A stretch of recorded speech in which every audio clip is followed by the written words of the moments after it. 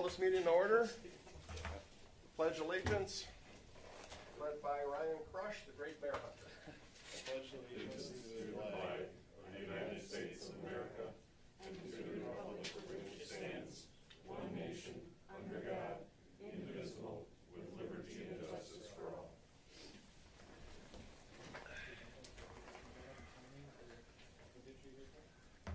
So, please silence your cell phones. Is there a motion on approving the agenda? I think there's an amendment.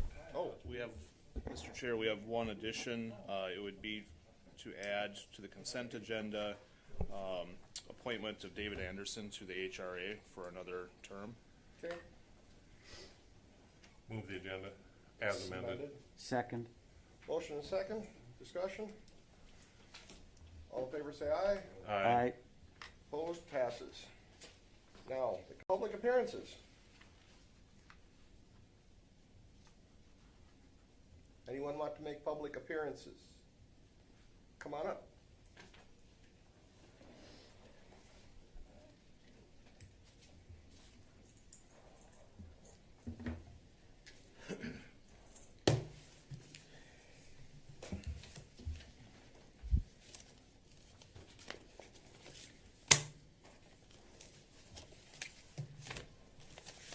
Please state your name, address, and tell us what you want to talk about. Up to 3 My name is minutes. Ron Gruber. You can take the mask off. You can, Okay.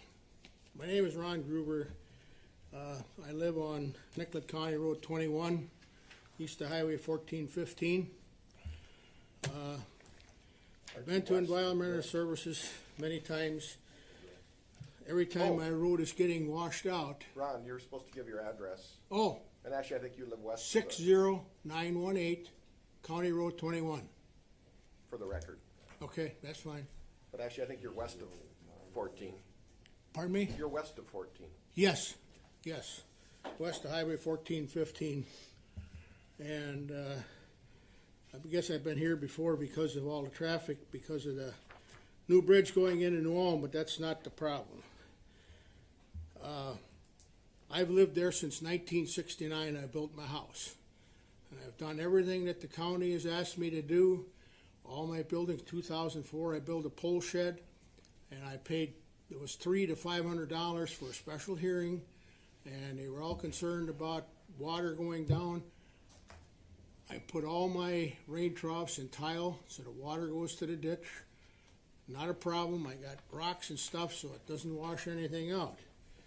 Well, above me on Valley Hills Drive, which is directly above me, the original owner that built this house was a David Lipke.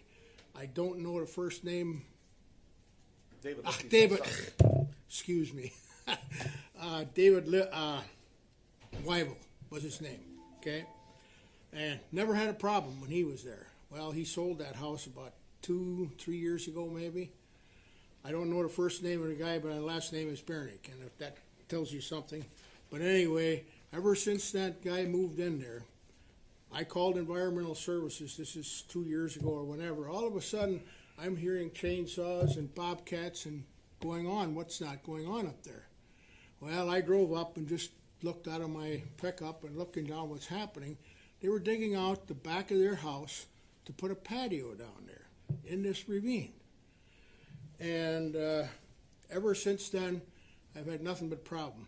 This is the 6th time this year that my driveway has washed out on the side. And I've got pictures to show you what it looks like. And it was within 2 weeks apart. On 8/22 of this year it washed out, 9/6. And hey, 1.5 inches of rain should not cause that. And it never did.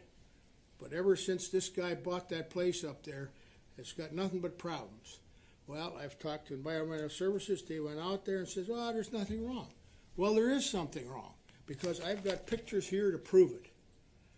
And it washes out, comes down the hill, over to my retaining wall, mud down on my apron in front of my garage. My catch basin fills up with dirt. And but I've got a catch basin. All my rain troughs and my buildings go in their tile and down the road.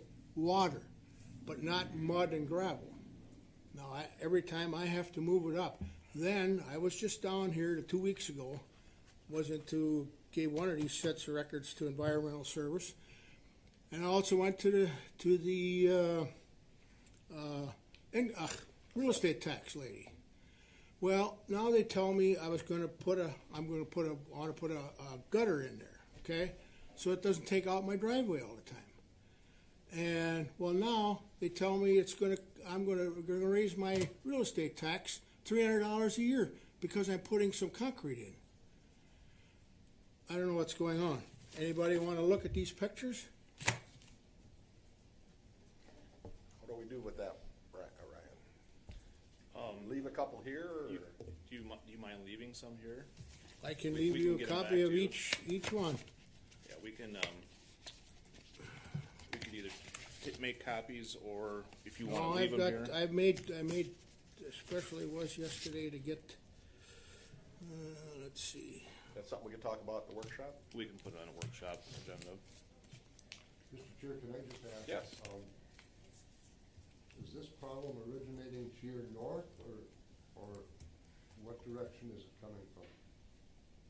What direction from your house? Is Well, this it would other be house? straight up the hill. I would say north. North or northwest? North Or or- north or northeast? Northeast, yeah. It's a ravine. And I'll just give you a little clue. When I built my house to here, my stepfather owned the land. It was pasture, okay? And somebody came along and says, well, you're too close to the floodplain. Well, about 3/4 of a mile east of me, there's a creek that runs through there. And they at first didn't want to give me a building permit because I'm too close to a water. Well, I'll tell you what, if my house goes underwater, the 3M plant in New Ulm is going to be totally underwater. So that's, people look at a map. You can't look at a map, you got to look what's there. But irregardless, that's neither here nor there. It got resolved, and that's the thing. Anyway, I've got, let's see here. I think we must be pretty close to the 3 minutes, so. This is from 8/22, and this is from 9/6. Okay. You want these back, or? Now you can have them. I've got a set for myself. Environmental Services got the one from 8/22. So Ron, I did have a chat with Bridget. Maybe you should have a chat with her before you leave. Bridget in the assessor's office? Yes, I was over there, and that's what they told me. You were there this morning? Pardon me? You were there this morning? No, that's a couple weeks Wait, you ago. should stop After again. this 8/22 You episode. should stop again. It might be a little different story than what you thought. Okay. 'Cause Well, I mean, I did a it's- little homework. Okay, well, I appreciate that, because it's just been, this summer already, this is the sixth time that I've had to put my driveway up. And if the gravel washes down on the county road, I clean it up. The county has not had to come by and clean it up, which, that's fine, but something's gotta be done. And so far, I haven't got any results in the last 4 or 5 years. Okay, well, we'll put it on the workshop agenda. Thank you Okay. for coming. All right, And very like I good. say, Thank stop you. back there before you leave. To, Bridget. okay, will do. Thank you. Beth? Thank you for your time. Thank you. Cassie, you have some items for us today?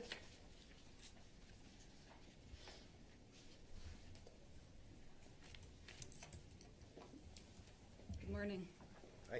Good morning.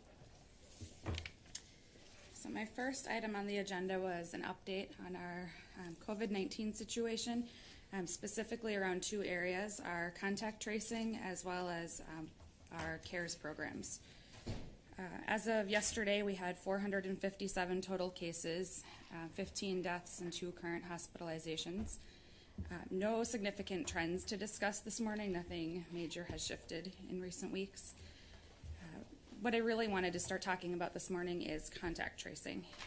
With our regular increases in cases, and this being a 7-day per week responsibility, our case investigation and contact tracing team has really been struggling to keep up.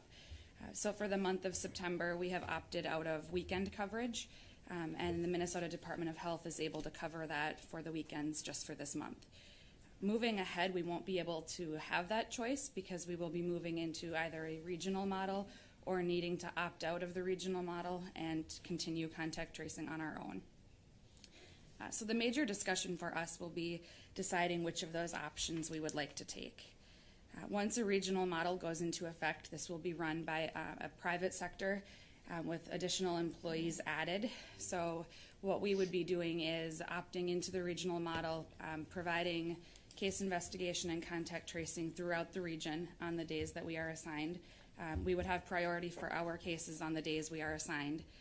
Other public health agencies would take pieces of our cases as well, and those schedules that can't be filled would go to employees hired by this private entity. Some pros and cons related to all of that I wanted to be able to share with you all as we need to make a decision about this likely in the upcoming week. The pros of a regional model would be that we would get $50 an hour of reimbursement for any time that we are scheduling our staff members. However, this contract is only through December, so we aren't sure yet what that would look like in the long term. We would have more assistance with weekend coverage because there would be a variety of people involved. We would have additional support if there was a spike in our cases, and we would still have access to our line list no matter who completes the interview. Some significant cons for us are that the shift hours are 10 a.m. to 7 p.m., which don't really fit very well with the shifts that our staff members currently work. We're a little bit worried about the transition. It's a new system. The phones would actually shift to Amazon Connect, so lots of different programs that we aren't currently using. MDH follow-up times for interviews has been lagging, so there have been numerous times where it's been a week or more out before somebody's contacted on the days that MDH is making those contacts. For other counties, it's been more than 15 days before those calls are made. So we're worried about potentially losing any opportunity that we have to mitigate spread by having people choose to stay home or notifying people that they've been in contact with. One that we're hoping could be solved either way, but we're not sure at this point, is that all calls go into a call bank when we go into the regional model using that Amazon Connect. There is no local number or local contact. So we would, of course, do our best to push out our local information and try to have that relationship. But we do see that as one of our biggest strengths right now, that we are able to take callbacks. And some cases will call us back 5 times to ask, what about in this situation? Or I thought of this, now what should I do? We also would have the potential for, I guess, fewer resources to be provided when the calls might be made by another county versus us, because we do know what's happening in our area. One set of opportunities that we might have if we chose to opt out of the regional model would be to partner with Brown County. Originally, we'd been hoping that we could be in the regional model and partner with Brown County because CHBs were sort of given that choice early on. However, it looks like Brown County is opting out of the model entirely and planning to do it on their own right now, as is Faribault Martin. So in talking with Karen, if we went on our own, it's possible that we could partner with Brown County. So during the week, we would take all of our own cases, and on the weekends, we could pool our staff together so that we would have a rotation to cover all of the weekends. We're following up this week because we would like to know that if we did choose to opt out of the regional model, while we have CARES funding available for reimbursement right now, that we would have that opportunity to jump in maybe in their next contract cycle if we realized it was something that we would have preferred to do. So hopefully we have more information on that. I believe either today or tomorrow there are a couple of Q&A sessions being offered. We would be able to, I think, find some additional staff members internally as well who we could put into a weekend rotation if it wasn't that every weekend that we're looking at currently.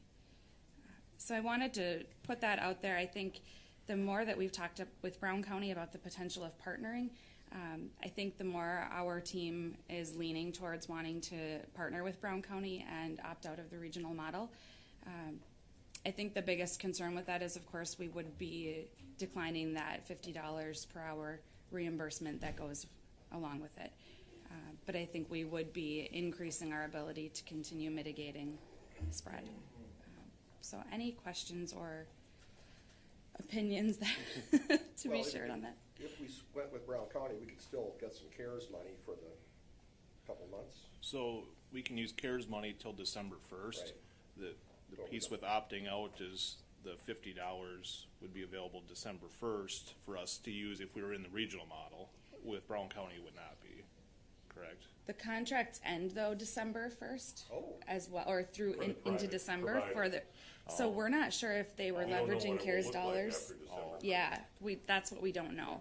We anticipated that the contract would come out and it would be maybe a year in length or Right. all of 2021. But with it ending in December, it worries us that we don't know what it looks like or if that ends once CARES funding ends for them as well. That must be funded with CARES dollars as well then. So I would guess More that that's how they're running it through. More questions for Cassie, Terry? So actually, it's good for, I think for Ryan, but for either of you. So we don't know the budget in result A versus B. Is that, we don't know because December 1st, we don't know what would happen? Right. Until December, we know that we would get an additional $50 an hour for the staff time that we would provide, that we would be choosing not to receive. After December, we aren't aware of what And it would look like. had we factored in that $50? We hadn't in the budget, had we? No. At this point, though, if we forego the $50, it appears we have ample CARES money to Get us through to reimburse December us date. regardless. Yeah. So,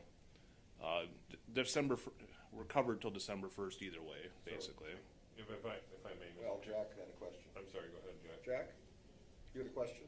Thank you, Mr. Chair. It sounds to me like you do have more comfort with the Brown County situation. Can you again just tell me why contact tracing is so important and how many people that you would estimate that you'd be tracing? Sure. So when we're contact tracing, we receive somebody's results shortly after the clinic does. We make contact with them, and and sometimes we're the first one telling them that they're positive. Honestly, that's been interesting for us. So we make contact with them, and we talk through what they need to do to stay away from people, what that looks like. We help coordinate any services getting delivered to their home for them so that they can be around as few people as possible. We will then also help contact the people that they have had significant contact with during the time that they would have been infectious, so that if there are other people who need to be staying home or need to be going in to be tested, they find that out early. And then we can also then provide resources to people who might need them. So, I mean, at one potential case, we might contact 2 people because they've had a couple of lengthy interactions. There might be another event in a few cases where people had lengthy appointments all day long, socialized with people, took their test, found out they were positive, and we had 25 people to go back and connect with to let them know that they should isolate for 14 days and be tested.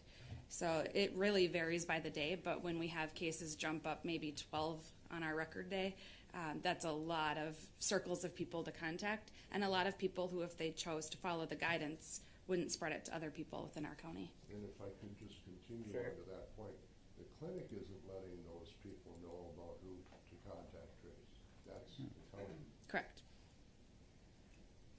Denny? Describe to me the $50 was only for this next round, assuming that we went into the pool, was $50 only when our people were assigned. Correct. Is that correct? Yes. And that's per person or per Per hour? person, yes. Per person per hour. Yes. They said to go into the regional model, we would need to contribute a minimum of 8 hours per week. So we don't know if that means if we gave 5 of our staff members, would they each get 8 hours a week, or would it be spread out and private staff members brought in to cover some of those shifts? We're not sure. But then that's also another layer of technology and another phone number that we're asking people to participate in, which doesn't come back to the caller. Right, yes. And That's something that's that, been part of that issue, hasn't it? yes, that's something that they've said that they could work on, and so it's possible that that will be resolved. But right now, it all goes into a call bank. By December 1. Mr. Chair? Yes, Terry. Going back to contact tracing, following Jack's question. So let's say one of us in this room tested positive. Would we all, I don't know what you say, it depends on the length of exposure, would we all be quarantining for 14 days? If one of you were positive right now, Yeah. likely a good chunk, depending on who it was. It's within 6 feet of each other for 15 minutes or more.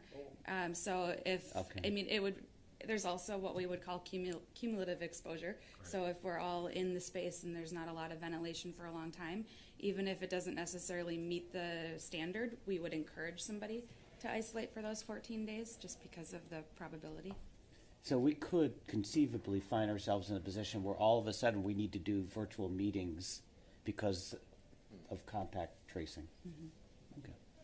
Yeah, that's, you've noticed I've been still advertising our meetings under statute 13D021, Right. just for that purpose, where if one of us does contract it, we may have to go to virtual for all or some of us. Marie? Teacher, when we had our Brown Nicollet Executive Committee meeting a week ago, I forgot her name, Brown County. Karen? Karen. Thank you. Who is running this regional partnership, MDH or a private company that MDH hired? Or how are they getting funded? I'm not sure that we're entirely aware of We that. guess it's state cares money Yes. Well, that MDH got, was the original I allocation. brought up the concept then, they put the cart before the horse and didn't have the technology to run it. That's- I don't know about the rest of you, but I've never heard of an Amazon phone system. So, They're IP-based phone systems. There's all sorts of providers that do it. well, The problem is, though, it doesn't call back to the person that made the inquiry, and that's my argument. If you're going to be efficient and have contact with our residents, we need to be able to support them locally. I think that's, in my view, that's our commitment to them. So, I'd You- be in favor of optimism. And you would like a decision today, correct? We will be asked, I believe, on Thursday to provide feedback about whether or not we'll be going into the regional model and how many staff we would be able to provide. And what happens if nobody opts in? I'm not sure what they'll do. Maybe it would be more of a, well, it couldn't be a regional model. So probably more of the private staff being involved, covering those counties. Because the intention behind it is great, I think, to be able to provide support for when there's peaks. We're very worried about our fall with Gustavus and our schools. Even in this next week following the mass testing, we expect it to be very difficult for us to keep up. So that idea of additional support is helpful, but not if it takes away our ability to connect with people. I think then we well, and lose the whole timeliness point. issue, I think, becomes a real issue for those.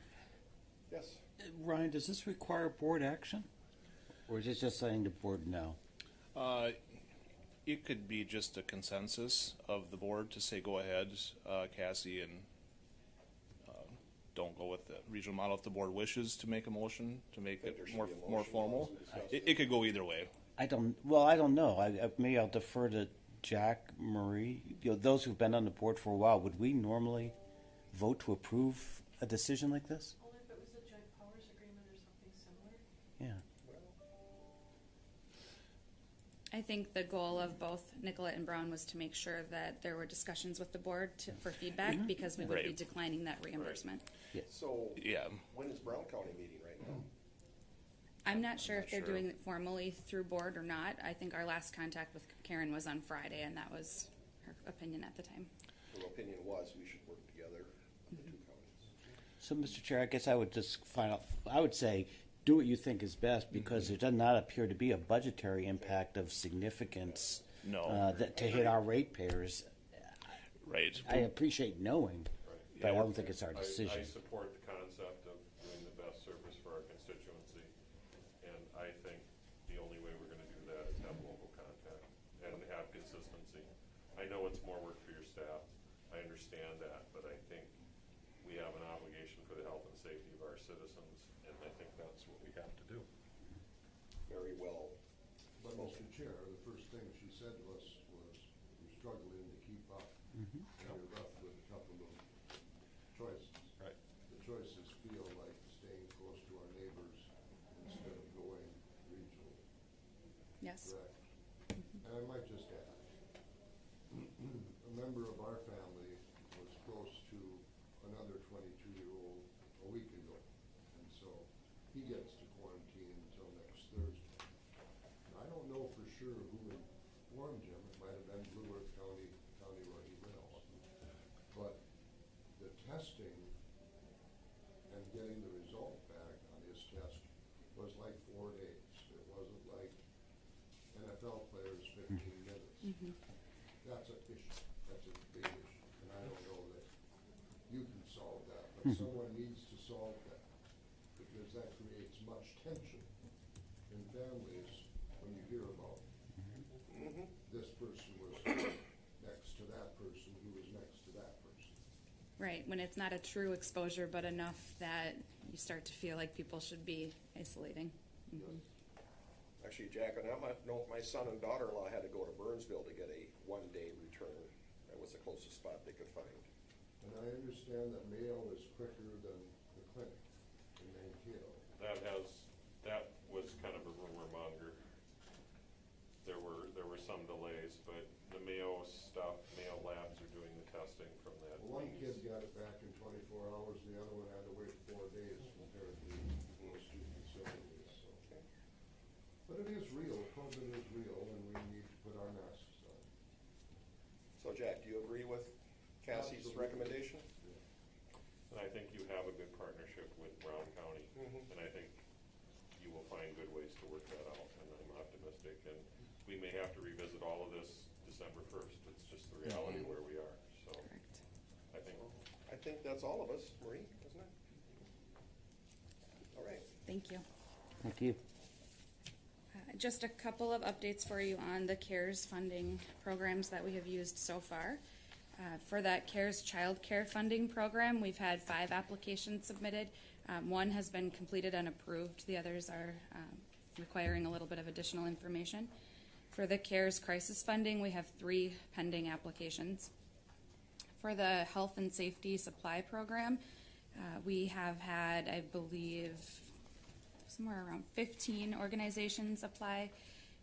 Just to name our bigger ones, we've had the St. Peter Community Child Care Center, John Ireland School, Emmanuel Cortland, Trinity Lutheran School, St. Peter Public Schools, Gustavus, St. Peter Lutheran Church, Mankato North Mankato Youth Football Club, Ecumen Sand Prairie, Ecumen Prairie Hill, Feeding Our Community Partners, Chris's Clippers, Minnesota Valley Education District, Uptown Service, Pro Growth Bank, Inspired Portrait Photography, Minnesota School Board Association, and Ryan Burr Drywall to date. So we have dispersed approximately $15,000 worth of PPE as of now, and so every Monday we will be reviewing the applications that come in and distributing on Fridays. Is MVL on that list?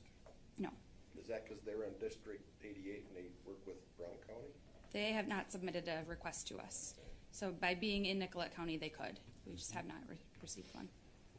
And it sounds like Bree has had a very good track record of tracking down PPE and finding large quantities of it. So. Yes, we ordered 25,000 masks from a place in Redwood Falls. Oh. So Bree's spending much of her time ordering. We had a box of thermometers in one of the buildings missing for a little while. Just the boxes coming in are out of control. But we've got some really good tracking going on to monitor what we're approving for people and what we're giving out, and we're giving guidelines for the use of the items when we distribute them as well. Right now we're using kind of $1,000 for for-profit agencies as our benchmark and $2,500 for other organizations, knowing that when we get towards the end of the fall, if we've got additional funds remaining, that we can reach out to try to meet some other gaps that might exist. More questions for Cassie? And we're doing a second round right now. Is that up and Third. going? Third round? Or third round? Okay. Well, thank you. I guess unless there's anything else you want to add more? I have one separate topic. Okay. So we have a new program that we would like to request approval for using the CARES funding. On the original budget, it was listed as community partner funding because it wasn't defined yet at that point. At this point, we would call it Community Resiliency Program. So the goal of this would be to provide funding for our agencies in the county providing mental health, chemical dependency, and housing services. These are vital services, as we know, and with the pandemic, they have increased, particularly chemical dependency services needs. The idea for us is that some of these agencies are receiving funding for other things, like distributing money to residents in the county, but there are still big gaps that exist for them because of other changes. Some of those might be not getting to meet with people in person, having to create telehealth systems without additional funding, having clients who aren't able to make their payments, all kinds of things that will make it a struggle for these businesses to continue providing the services that we need for our residents. So the purpose of this would be to request proposals or statements from our community partners in these areas, letting us know what their gaps are and what they don't have funding to assist them with. These applicants would need to be located in Nicollet County or be contractually serving Nicollet County residents. On the attachment that was in the board packet, there's a list of preliminary identified community partners. Certainly we would be open to feedback if there are any that you identify are missing from this list. This was a list developed within HHS. The original plan would be to have people submit proposals by October 15th, and then we would review, and based on need and the funding that we have available, we would distribute those funds. Yes, Terry. This sounds great. We've been probably all hearing about evictions and housing and the like.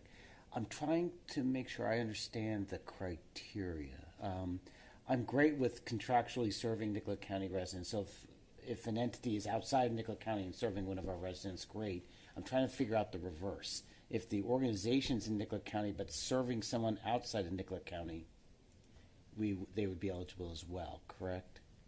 I think because it says the applicant must be located in the county or be contractually serving Nicollet County residents. yes.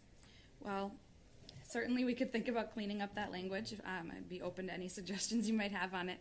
When I look at our list, though, of places that we have, these are all locations that are serving Nicollet County residents as well. But I could certainly add located in and serving with that. Well, I'd be open to hearing from other board members. So I was thinking, for example, this is not picking on anybody, but Counseling Services in Southern Minnesota, I imagine they're serving people outside of Nicollet County as well. Yes, correct. So I'm open to other folks' thoughts on that. I'm not as concerned because these people need help. Okay. This is one way to get it to them. That's fine. I'm not. Underserved group, and if they need help and we can help, that's important. Danny? I'm with Marie on this, I think. And these are still going to be evaluated based on the application process. So we're going to know more about what's going on, I think. So I would support as is. And if that's the case, I would move the resolution attached. Second. Was that a second? Motion and a second. Any more discussion? Just one question, what kind of monies are we talking about? I believe we had 100,000 set aside in the original budget. So it would be a first come, first served if they qualify or meet the standards? With the deadline of October 15th, we would hope that anybody who's making a request would have it submitted by then, and then we would review to see what the need is. Is there a ceiling to make a request for, or can you ask for 100,000 and just get the whole thing? I think they could ask, but that won't be the amount distributed, no. I know we've got limits on those other commercial issues. Yes. Yeah. 5,000, 10,000? We could divide up how many we have, Yeah. perhaps. We haven't finalized the application yet, so that is something we could put in there as a benchmark, or we could see what we get, and if we get well over the $100,000 that we have budgeted, we could come back to the board and see if you're interested in allocating more funds to that this piece of the pie. So, Correct me if I'm wrong, but arguably some of those resources, they'd still be eligible for PPE and other things like that. Correct, I mean, yes. so it isn't this and only this kind of thing for them, that this is kind of services that are very specific to the needs that they have for, in this case, the mentally ill, or others with dependency issues Yes. would make. And I think it's difficult to assign a specific amount. I did reach out to partners early on and just asked if something like this was done, what are your needs looking like? And from one place I received something like, we're doing fairly well. We had to buy iPads and things to provide to clients to connect with them. We don't have a funding source for that, and we need assistance there. From another place, we're down $70,000 because our services were all in person and people aren't coming, and we're not sure how we're going to keep going. Very big, big range. differences, yes. And Cassie and I reviewed this list, and we feel that most or all of these entities would not qualify for a business assistance program. If they would, I think what we would do is we would not fund them through that program and fund them through this one. We done? Call the roll. Cap? Yes. Morrow? Yes. Lippke? Yes. Connell? Yes. Fuller? Yes. Thank you. More questions for Cassie? Yes, we do. I had just one, I think I responded to an email that you sent out. Would typically, and the question would be, should we prepare to have the ability to receive vaccine should it become available to us and store it, because that appears to be a long-term issue, because some of this needs pretty significant refrigeration if indeed what we're being told, the samples that may come out we may have to store, and they have, some of the reading I've said is anywhere from 24 to 48 hours in thaw mode before the product, and this is vaccines availability. So the issue would be, should we anticipate spending some CARES dollars to acquire the refrigeration necessary? Because it's my understanding a lot of the clinical providers, even in the area, don't have that level of refrigeration. And would that make sense to have something that we would partner with, i.e. Brown County or Community Health? Would that be something we should consider? I did respond to you this morning, right I before the haven't read meeting. the email, I'm sorry. No, that is just fine. So MDH is telling us right now that the negative 80-degree requirement would only be in the beginning. So once it's transported to us, they believe that it could just be refrigerated, because we would have such a small quantity given to us at a time that it would be used rather quickly. And our freezers go to negative 30 below right now, and that is believed to be adequate. However, I think that it will be something that we do continue to talk to Brown County about, because like you said, if we find out that that has to be the case now, finding a freezer with that capacity is going to be difficult. Well, and that was my concern, plus Yes. the issue, it's my understanding that most of the products are going to be dual dose. So that means we're going to have to store some of that. So whatever's going to happen, how that comes might be a factor. So just putting it on the table, that was my only issue. I'm not asking for an action, but just something to think about, because I think it's important we're prepared. So Absolutely. one shot and then a month later another shot? Yes, that's what's being touted right now, but all of these things could change. But the first round of this, the first thing we were being told is it had to be stored at negative 80 degrees Celsius. Yes, so that's 114 something Fahrenheit. So most of your basement freezers won't go that way. Especially shells. So, yeah. Related to mass vaccinations, Cassie and her staff have purchased a vaccination tent already, one of those Great. ones you can drive through. Yep. And we're actually contemplating using it for drive-up election ballot drop-off as well. Well, it's a good way to test everything out, because this is going to be a long-term thing for us. And I'll likely be coming with a request to use CARES dollars to purchase a public health command center, i.e. an RV trailer equipped with refrigeration and just various things like that, and then it can also be used in the future for the Sheriff's Department Incident Command Center as well. We do have an older trailer from Hurricane Katrina, but that would not probably be adequate for this situation, so I'll likely be coming this month asking that we go ahead with that purchase as well. I like preparedness. We got to be there. So healthcare workers would be the first ones to get the vaccines? That I am not sure on. Not necessarily? We just don't know yet. No, we assume we will be given very small quantities to start, and that priorities will be given to us. Okay. More questions? I wouldn't look for a vaccine anytime soon. Even the politicians are walking it back, so anyhow. Started in January, and they usually take 18 months for that stuff to happen, which means next June. and they still don't have a vaccine for AIDS, remember that. So we're living it. Okay. Cassie, thank you Yeah, and your thank you staff very so much. much for everything. Thank you. Okay. Seth, you have something for us today?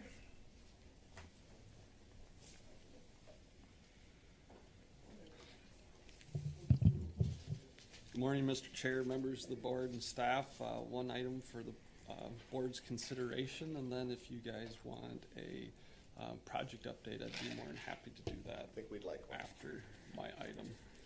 So the only item I have is to consider MnDOT Detour Agreement 1044820.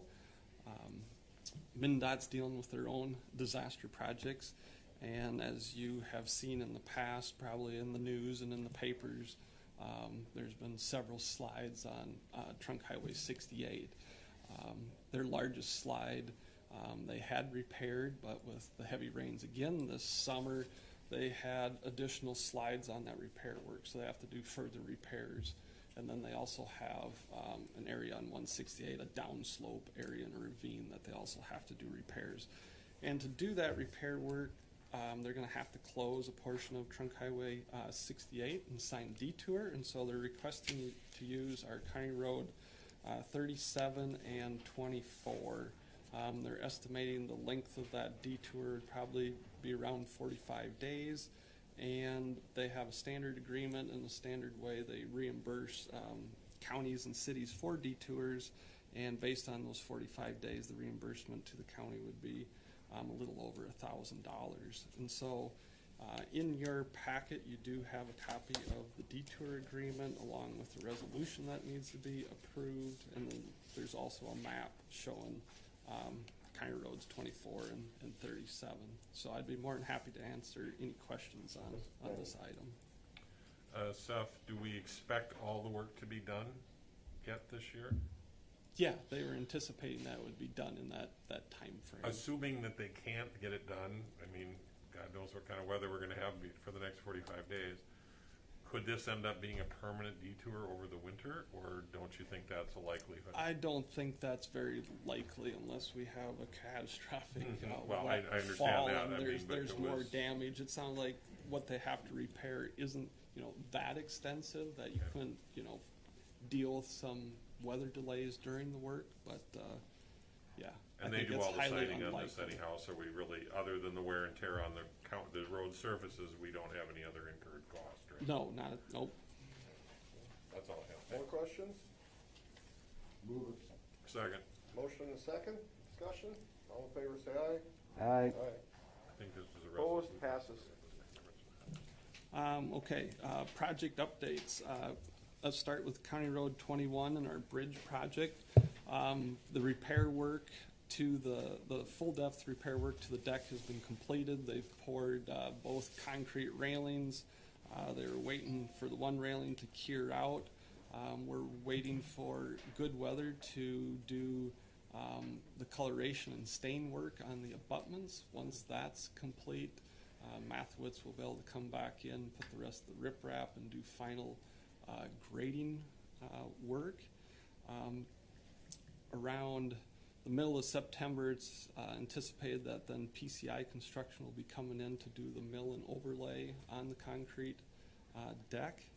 And so there's some time that's going to pass yet before this project is open. But I'm hoping sometime in October, probably later October, that we may be able to have this project done and open. County Road 12, the reconstruction project and the grade raise has been going very well so far. They got all their mucking done. It went much quicker than anticipated. The muck was much firmer, and so every time they'd take a scoop with their excavator, they'd get a nice full bucket, and so that sped that process along very well. They floated their geogrid out, and now they're working on bringing in the larger crushed rock to build that new base for that road. That'll take some time. There's a significant amount of that larger crushed rock to come in. They've also tore apart on the north end of the project the intersection and been building turn lanes in the grade there, and I think they've been working past Commissioner Lipke's house Quite a some. lot. This wet weather does not help us though on that work on the north end. We'll need some drying weather to progress things along there. Moving So, on. question yeah. about that. The rocks they're dumping now are like, what, 6 to 10 inches They should all be 6 inches or smaller. or smaller? Yes. So I mentioned, didn't some road projects, they use big rocks, like around Mankato, around the river and stuff?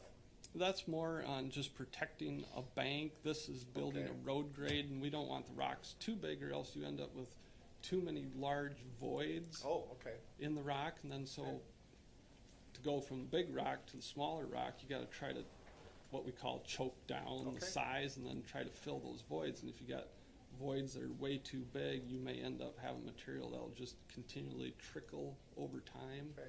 down into that material, and then you have voids under the road. So Like a bucket of apples has more air than a bucket of soybeans. yep, exactly. So we want to start with a product that's a little bit smaller to put in there initially. And I did compliment Seth, Mathewitz guys, and Matt from his office. They're really good. Any other questions on 12, or I'll move on? Let's move to County Road 14. Of course, as I have reported previously, we've increased the scope of that project significantly. Essentially, we're doubling the contract value to take care of the additional slides that have occurred on 14. Gale Tech and SRF have completed the additional revisions to the plan set. That was a huge effort on their part to add that much additional work and revisions to that plan set, but that is completed.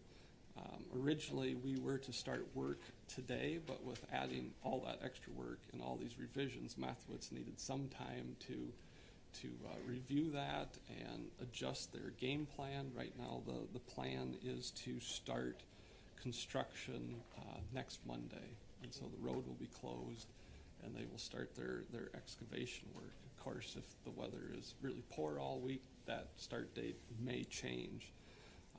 Adding that much additional work, unless we had an unbelievably beautiful fall and probably early winter, more than likely we will not be able to complete this project yet this fall, and so we will get the project to a good stopping point, button the project up for the winter, and then restart in the spring and finish it early next year.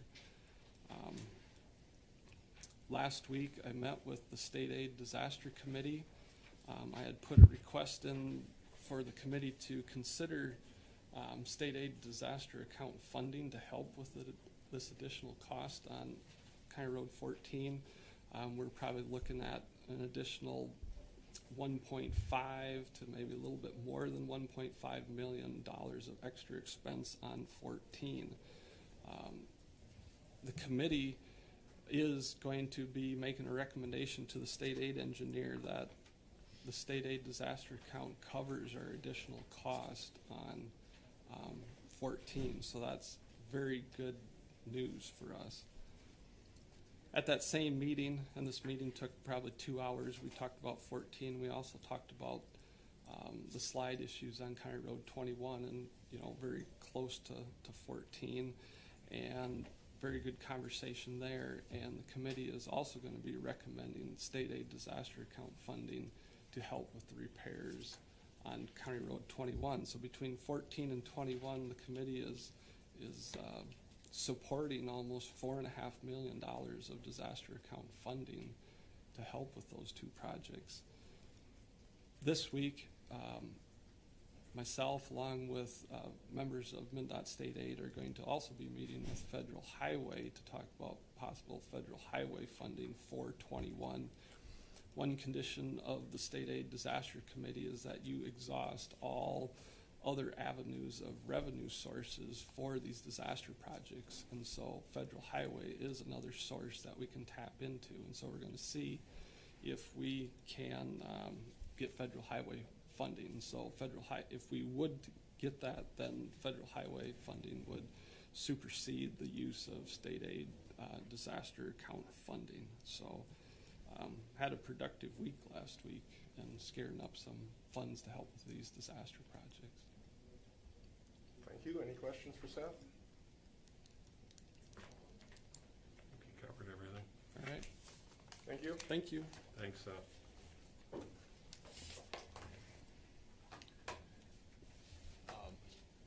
Mr. Chair, do you want to take your break now? We come back and do the other items, or do you want to go through them and? Well, why don't we go up to this next section and then take a break where it says break, which will take a couple minutes. This won't take long, so. Yeah. So, Chair's report. The budget with the full board, soil and water meeting, and Lower Minnesota Zoom meeting. Terry? Budget with the board. Denny? Budget meeting, the MRCI Executive Committee, Brown Nicollet Community Health Board, AMC Education and Training Committee met, SCEMS Huddle, and I said budget workshop, so. Marie? Budget workshop, Brown Nicollet Community Health Board Executive Committee and Finance Committee meeting, One Water, One Plan meeting up in Wheeler. And last Friday I participated in the Friday Family Food FFF distribution up at First Lutheran Church again. We served in excess of 200 families again. Jack? Budget meeting, Maple, TDS, and today's county board meeting. Okay, Ryan, we have meetings and conferences. You should have all got an email from AMC that the policy committee is staggered over, I believe, 3 days, and so you can register for each portion. General government is also. Yeah, on your own. And then you'll notice on your meeting schedule for October, we do have the annual road tour scheduled. Seth and I discussed, though, it's probably not a good idea to put 10 of us in a van due to the pandemic this year. So we're looking at, rather than driving around, Seth and his staff will be taking photos of projects as that date nears, and we'll have a photo session with the board to review those projects, and then also go up to Public Works and look at some of the equipment they purchased. I think that's a good idea. We'll keep it on the same date, though. Okay. Per diems and expenses. Move it. Is that a second, Jack? Motion and a second. Discussion. All in favor say aye. Aye. Opposed? Passes. I'll move to adjourn. Move to adjourn. Second. Motion and second. Discussion. All in favor say aye. Aye. Opposed? Passes. Come back at 10 o'clock. Work with the ditches. That'd be interesting. Guess we'll bring the Drainage Authority to order. There's a consent agenda. Move the consent agenda. Second. Motion and a second on the consent agenda. Any discussion? All in favor say aye. Aye. Opposed? Passes. Okay. Public hearing for ditch 30A, County Ditch 30A. There's a cleaning oh, wait a second. We can't do this yet, can we? Yeah, this is for 10 o'clock. I'm sorry, it says 10:30 from the other one, but So it is 10, so we're yeah. good. Yep, Okay. we are good. So Jackie, Morning, Mr. Chair, members of the board. This is a cleaning hearing for County Ditch 30A. Notices were mailed out to all landowners on August 28th. This meeting did not need to be published or posted, so just the landowner notification. So Nate Henry does have the details on the cleaning, so he will present those details now. okay.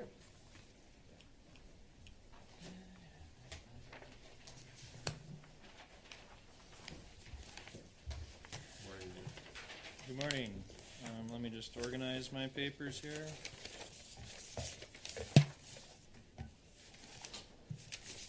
So as Jackie mentioned, I received actually two repair requests for cleaning on ditch 30A. One for the very southern end of the project, and then a group of landowners petitioned for another portion of it. And they requested I go and look at the ditch and kind of make a recommendation based off what I see, what should be cleaned and what would serve them, or what would be appropriate for them. So I had handed out a map with comments of what I had found, and basically what the map is indicating is cleaning the main line of the ditch first, and seeing how the branches drain out once that is complete, and if additional landowners want to petition for more cleaning to do their branch or their section, they can do so at that time. This is a very large ditch, so what I have highlighted in green is approximately 12 miles, and it'll take a good fall with nice weather to get all this done this year. So I've made my comments on there, what I found, and that's what the landowners are requesting at this time. Nate, what is RCP? Reinforced concrete pipe. Okay. So are we ready for the landowners' comments then? Yeah, if there's comments, I suppose. Step forward and say your name and address and say what you want to say.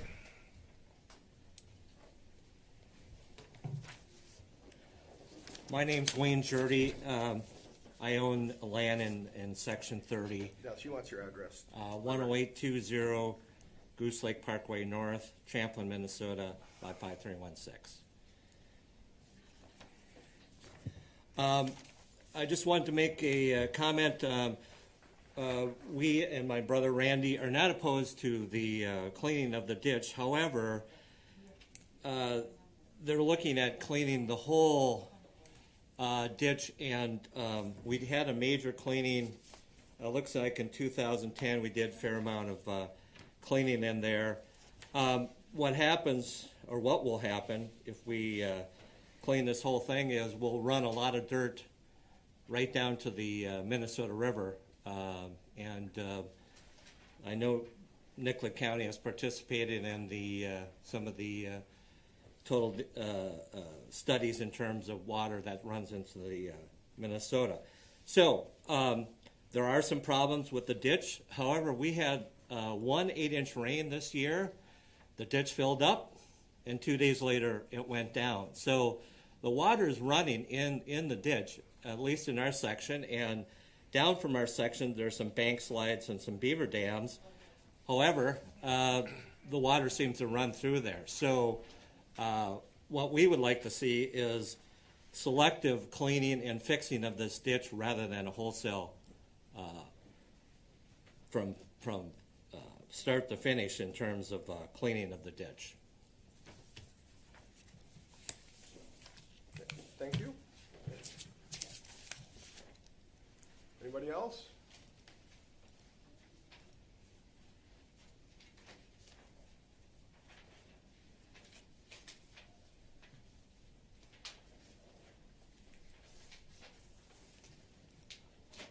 I do have a letter from Tim Weibel, 45438 541st Avenue in Cortland.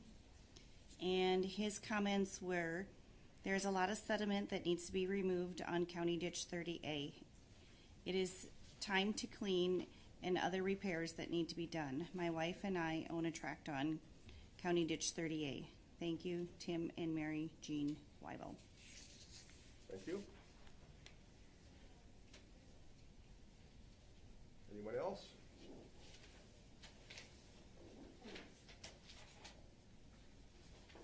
Yes.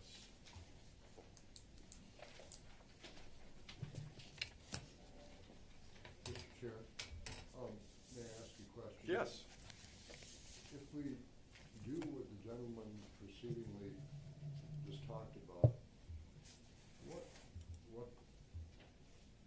what does that accomplish for all landowners? Or does it just set aside something that might be beneficial to this one? There's a couple areas that we could spot repair as far as scooping slides out, and a few beaver dams, which would be easy to accomplish, but there's a lot of other areas throughout the system where it's not as simple as just take out a slide here and a slide there. There's large sections that have just standing water, which results in just because the sediment is in there, so the water can't drain. So rather than cleaning a small area here and there, there's no good place to start and stop because the entire stretch is full of dirt. So in order to to drain the land on the bottom end for the original petitioners, we should clean and make sure that water has an outlet from one end to the other. And this other project, or this ditch, was last done around the year of 2006, 8, and 9. And they did a similar project then. They started with the main line, cleaned that out, and then once the main channel or the main ditch was cleaned, then they looked at each branch and determined how it was draining, and subsequently they cleaned majority of it in a few years here. So that's what I'm recommending here is we'll do the main line, see how the branches drain out, and if additional property owners want to petition for that at that time, they can. And then on the point, Mr. Chair, that he raised about soil, topsoil, any kind of soil somehow reaching the Minnesota River, is that a concern that can be dealt with? Well, it's always going to be a concern, I think, no matter how you do it. I guess you could also say that we're taking the dirt out of the ditch so that it doesn't get washed down there. So I'm sure digging in the ditch is going to disturb some, but also leaving it in there is going to continue washing it down. Sure. So we're going to take the dirt out and try to minimize the amount of soil runoff as we can. Thank you. Other questions? Terry first and then Den.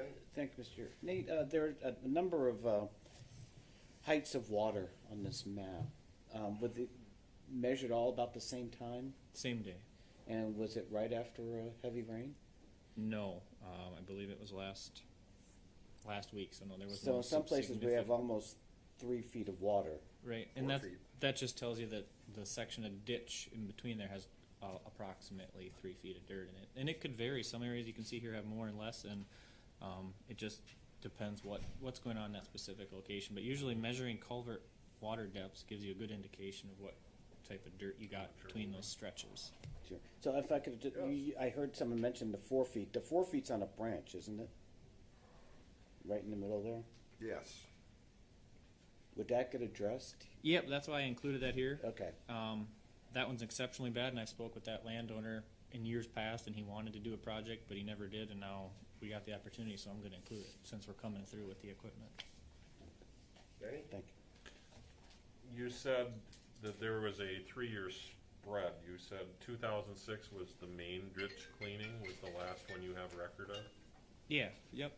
And so then the subsequent 2007, 2008 were branches as a result, pretty much a repeat, or you're proposing a repeat of what we did 14 to 15 years ago. Yeah, similar, yep. And if it once you get the main line cleaned out and you see your branch isn't cleaning, well then people are going to want that done. So Right, okay.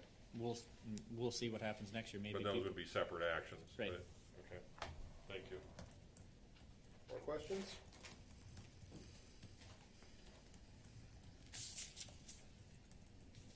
So, are we looking for a motion? I think you didn't close the public Yeah. hearing. Oh, sorry.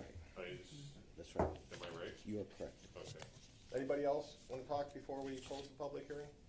Okay, public hearing is closed.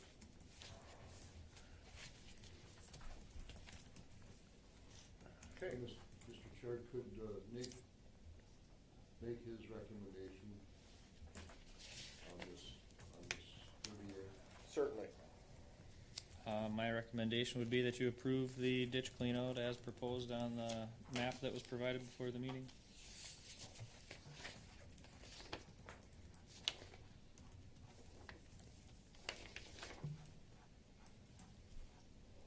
Mr. Chair, just a procedural question, if I might.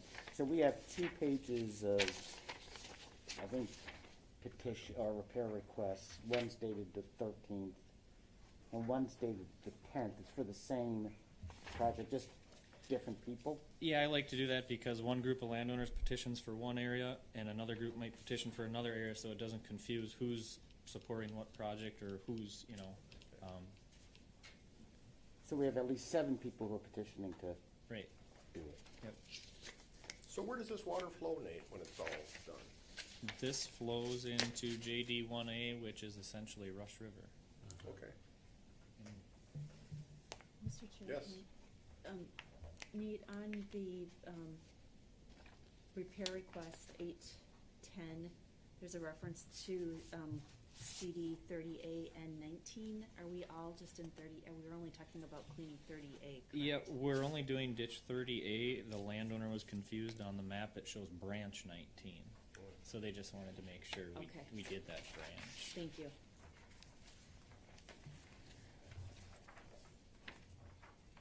More questions for Nate? Yeah, can we just note that that's branch 19? I just want to make sure that we've noted Yeah. that. Excellent.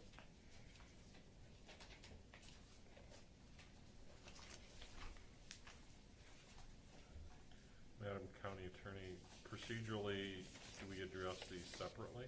It would be my recommendation that I think you can make a motion to Encompass both of the petition? for 30A in one motion, correct? I would make that motion to authorize the repair requests as indicated and follow the recommendation of Nate in the cleaning.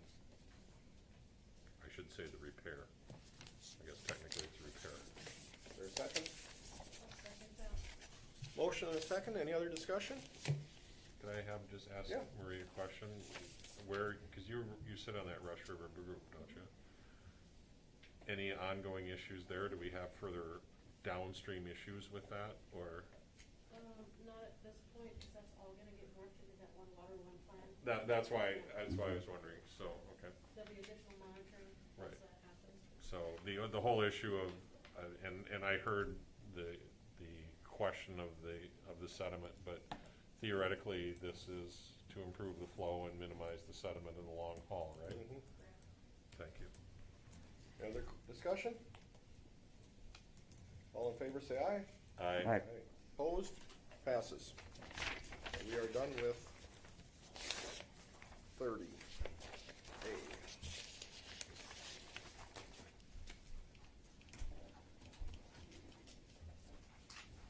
Okay, now, County Ditch 24, it's a continuation.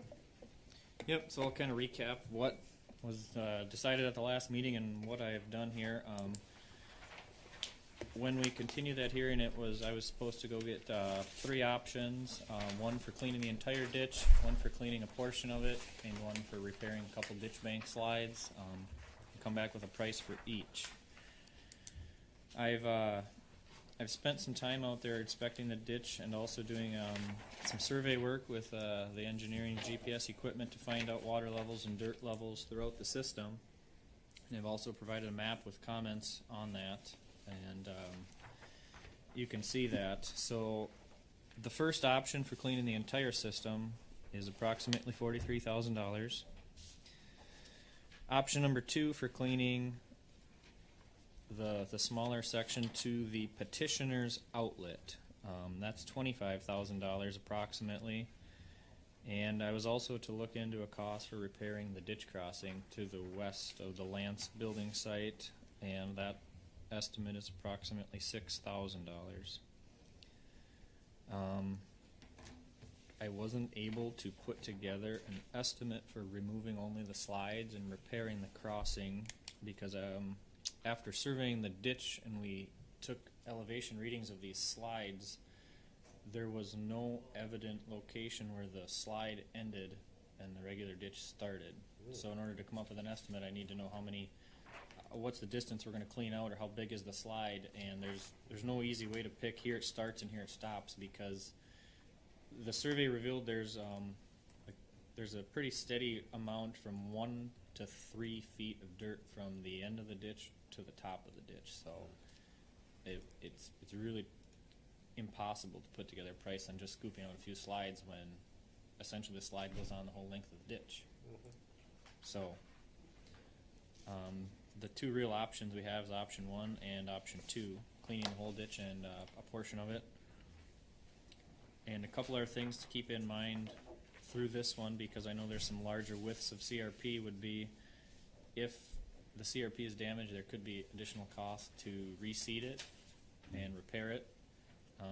I try to encourage landowners to repair their section of grass strip if they're able to. Otherwise, if I have to hire it, it's going to be a lot more expensive.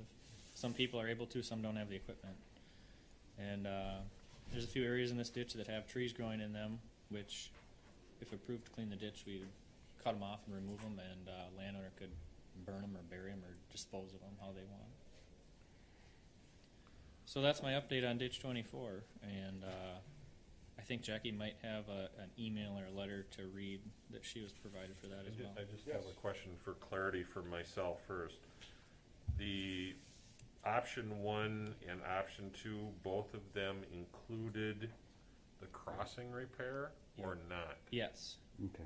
Okay, so And what was the dollars again on that? so 43K for the whole ditch, 25K up to the crossing plus the crossing fix, or is it? 25,000 would get you from Timber Lane down to that private ditch. Yeah. Mm-hmm. With the crossing? The crossing is an additional 6,000 for each option. Oh, then, Oh, okay, that's the part I was trying to clarify. So 43 plus 6? For so it's 49 or 31 if Right, you include okay. the. Yes. Okay. Yeah. All right. Got it. So Nate, there's 48 inches of separation in that pipe. Do I read that correctly? Right at the. It's a separated 48-inch concrete pipe. Thank you. Thanks.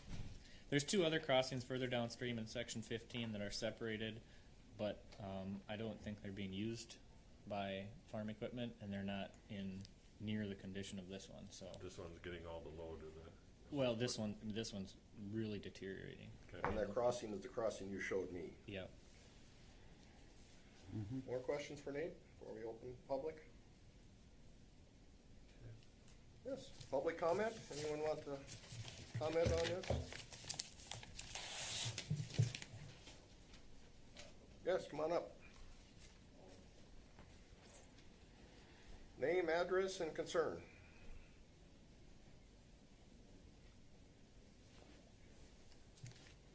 Well, my name is Mike Johnson, and I live on 486th Street. And so my ditch would be that blue one on number 2, option number 2. And we've had that RCRP buffer. I mean, that's been there for 20 years, I think. And there's always been water standing in the bottom of that ditch, as long as I can remember. So I don't think it's going to make much of a difference. Okay, questions for the gentleman?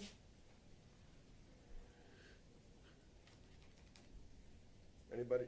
And You have anything else? Go ahead. My part of the drainage ditch, I mean, it's at the end. And like I said, as long as I can always remember, there was always water standing in that ditch. It's not, so I don't know how much it's gonna help, I don't know. But the more water that's standing, the bigger chance it's gonna start caving in.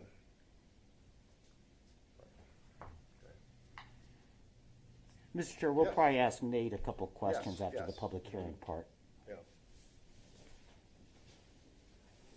Anyone else? I think Jackie had some letters. Jackie, okay.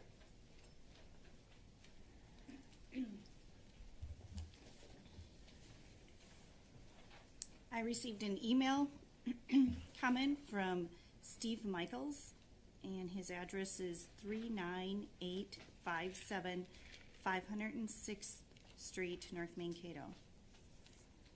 And he writes, upon learning the estimate cost to clean the whole ditch, 24A, plus repair to the bridge, I believe this to be the best option. Since the last meeting, I learned the ditch has more issues than I thought. If we just cleaned the north-south main, I probably would not benefit, but would still have to pay, plus the rest of the ditch would probably need cleaning in just a few years. So I would be in favor of cleaning the whole ditch, 24A, at this time. Respectfully, Steve Michaels. Thank you. Close the public hearing. Nobody else? Anybody else? Nate, we have some questions, I guess. Terry? Well, Nate, I think we can provide just a general response maybe about the standing water in the ditch. I don't know. I know you said last time when this ditch had been cleaned last? Right, so the last time this ditch was cleaned was in 1991, and the parcel that the individual is talking about is in it's the north side of section 21 where it says 3 feet of dirt in the bottom. Mm-hmm. Dirt.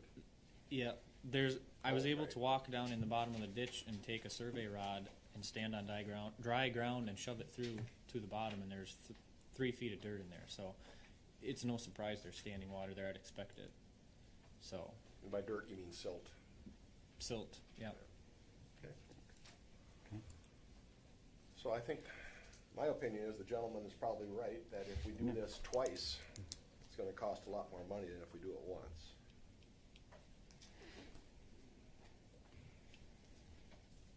And it's been 30 years. The only other, correct me, I'm sorry. No, go ahead. The only other work, to my recollection, was the tree removal that was done like 4 years ago. Does that sound about right? Or Yeah, am I- about 4 years ago is when we approved it. Maybe a little less, okay. But at that time, this was discussed and the cleaning Was voted to deny. was voted to deny, all right. Okay. Anybody else for Nate? Is there a motion? Or more questions of someone? Mr. Chair, I move we clean the entire system as presented. Second. Motion and second. Any more discussion? So we're talking about option 1, Marie? Option 1. And the bridge. And the bridge. Including the bridge. Crossing, yeah. Thank you. Any more discussion? All in favor? Aye. Opposed? Passes. Thanks, Nate. Thank you. Thank you. Thank you. Okay, now we're gonna ask the non-commissioners and staff to leave, as we got a closed hearing coming up. You need to read that. The part that's in bold. Where's that? That's right. Number 4. Okay. This portion of the meeting is closed for attorney-client privilege pursuant to Minnesota Statute, Chapter 13D, to discuss litigation regarding the improvement project on Nicollet County Ditch 62A. Okay. Which is, reopen the Drainage Authority meeting, and Mr. Chair, I'd move to adjourn. does she want to talk first? Okay. I'll second that. Motion and a second to adjourn. Any discussion? All in favor say aye. Aye.